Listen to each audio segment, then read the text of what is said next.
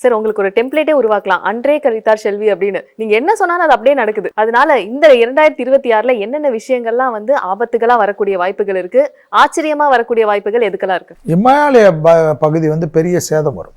இமாலயா அதை சுற்றியுள்ள பகுதிகளுக்கெல்லாம் பெரிய பாதிப்பு வரும். என் கணக்கில் அதுதான் வந்து இமாலய அடி வாங்கிறதுனால இந்தியாவுக்கும் சுற்றியுள்ள பகுதிகளுக்கும் பெரிய பிரச்சனைகள் உண்டு. இலங்கை திருப்பி வந்து மாட்டக்கூடிய அமைப்பு தான். அதில் வந்து நீங்கள் பார்த்தீங்கன்னா நீர் ராசியில் பெரிய கிரகங்கள்லாம் வரக்கூடிய அமைப்பு இருக்குது.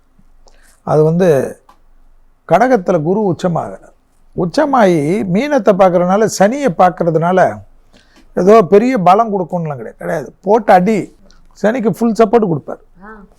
நீ அடிக்கணும்னா அடி, பொழக்கணும்னா பொலை, மழையா வெள்ளத்தா பாரு, வெள்ளத்தால் பெரிய சேதங்கள் வரும், நீர் சேதம் வரும். அதே போல் குடிக்கிற தண்ணியில் வந்து பெரிய பாதிப்புகள்லாம் மக்களுக்கு வரும். குடிக்கிற தண்ணி வந்து ரொம்ப பாதிப்பு அடைஞ்சு அந்த குடிக்கிற தண்ணியில் விஷம் கலக்கிறது, குடிக்கிற தண்ணியில் மக்களுக்கு இது பண்ணுறது, உலகத்தில் அதெல்லாம் வரும்.